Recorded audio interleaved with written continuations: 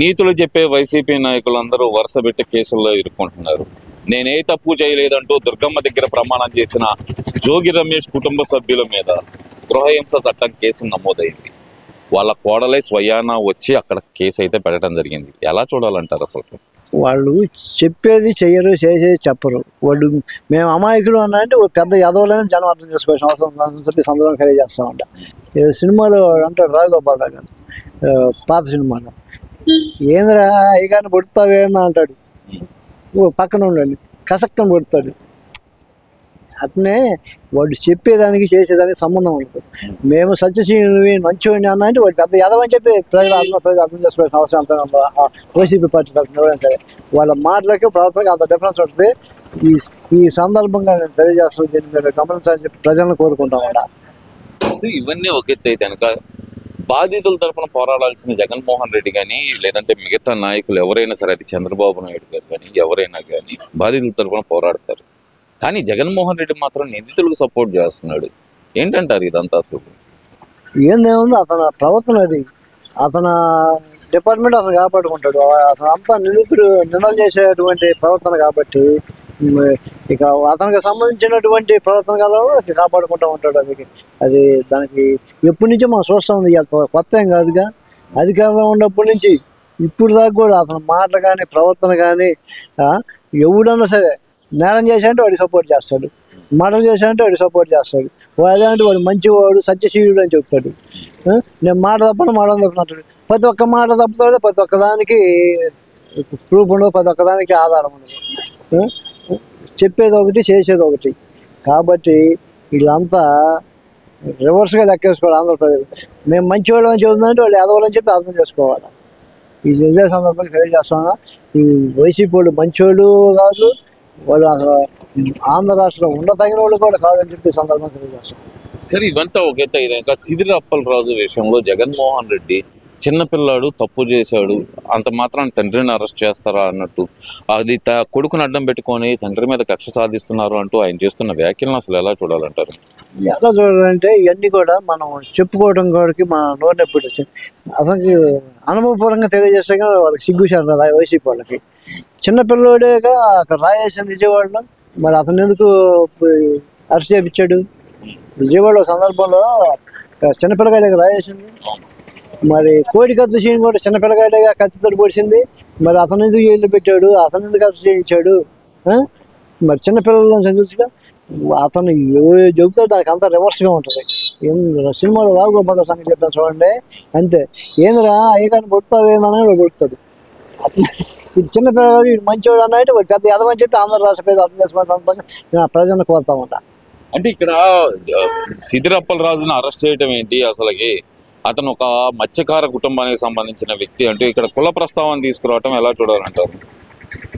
మత్స్యకారుడు అయితే సర్టిఫికేట్ ఉందా, అన్యాయం చేయొచ్చు, దోసుకోవచ్చు అని సర్టిఫికేట్ అని ఇచ్చాడు జగన్మోహన్ రెడ్డి ఇచ్చాడా, లేకపోతే రాజ్యాంగం ఇచ్చింది వాళ్ళకి? భారతదేశంలో ప్రతి ఒక్కరు సమానమే, ప్రతి ఒక్కరికి హక్కులు ఉంటాయి, ప్రతి ఒక్కరు సమానం. తప్పు నేరం చేసిన ప్రతి ఒక్కరు శిక్ష అనుభవించాల్సిందే. అది దాని వాడు మత్స్యకారుడు అయితే నేరం చేయొచ్చు, జగన్మోహన్ రెడ్డి అంశుడు అయితే ఏం చేసినా చూస్తామని చట్టం అని ఉందా? ఇంకా బుద్ధిగా లేని మాట్లాడటం మానుకోవాలని చెప్పి సందర్భం కొడుతాం.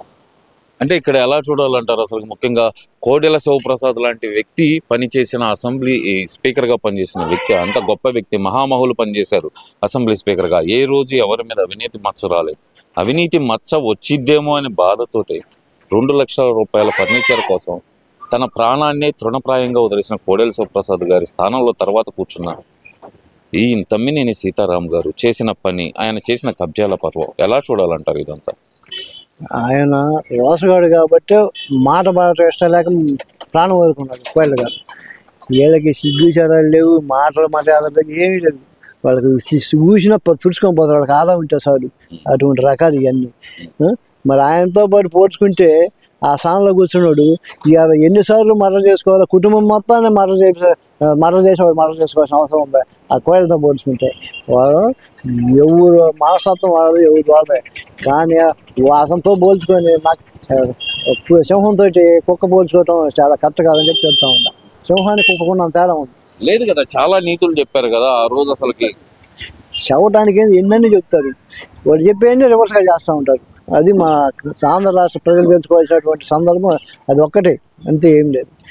వాడు ఏదన్నా చెప్పాడు మంచివాడు అని చెప్పాడు, వాడు అంత ఏదమని చెప్పి ఆంధ్ర రాష్ట్ర ప్రజలు అర్థం చేసుకోవాలి.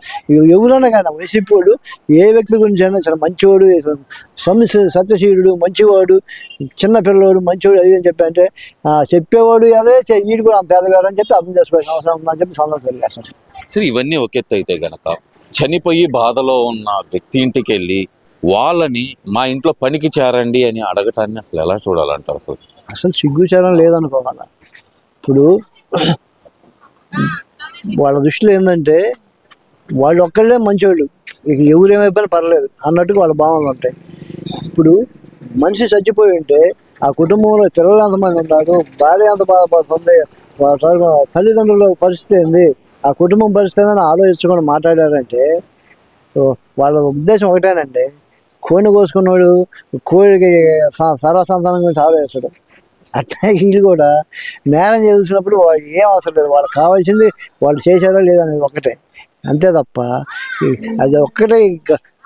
ఆంధ్ర రాష్ట్ర ప్రజలు గమనించారు, దాన్ని దృష్టిలో ఉంచుకొని అసలు ఆంధ్ర రాష్ట్రంలో తిరగనీయకుండా చేయాల్సిన అవసరం అని చెప్పి అటువంటి నాయకుల్ని ఆ పార్టీని చేయాల్సిన అవసరం అని చెప్పి తెలియజేస్తూ ఉన్నారు. అంటే ఇదే పని అసలు ఎవరైనా సరే సామాన్యులు చేస్తే గనక, అంటే సిదిరప్పల రాజు చేసిన పని సామాన్యులు చేస్తే గనక ఇది ఏంటంటారు? ఎవరైనా సరే జగన్మోహన్ రెడ్డి గారు ఎలాని సపోర్ట్ చేస్తారా? జగన్మోహన్ రెడ్డి సరే ఇవన్నీ కాదండి, తన మీద దాడి చేసిన కొడుకెత్తి సీన్ని చిన్నపిల్లాడని చెప్పి ఎందుకని వదిలేయలేకపోయారు?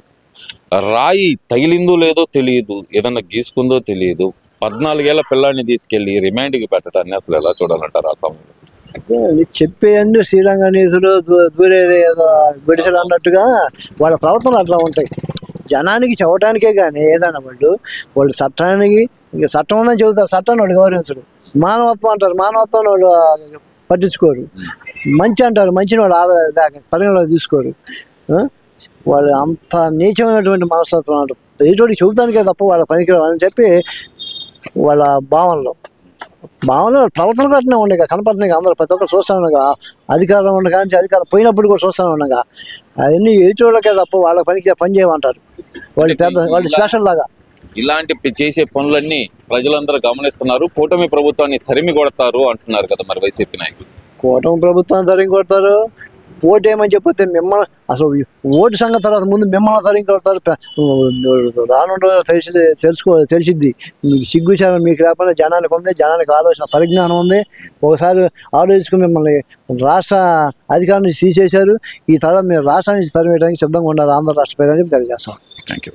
ఈ వీడియో నచ్చితే లైక్ చేయండి. అలాగే మా ఛానల్ ని ఫస్ట్ టైం కనుక చూస్తున్నట్టయితే ఇప్పుడే సబ్స్క్రైబ్ చేసుకుని పక్కనే ఉన్న గంట సింబల్ ని యాక్టివేట్ చేసుకోండి. అప్పుడే మేము పెట్టే ప్రతి వీడియో మీకు నోటిఫికేషన్ గా వస్తుంది. అలాగే ఈ వీడియో పూర్తిగా చూసినందుకు ధన్యవాదాలు.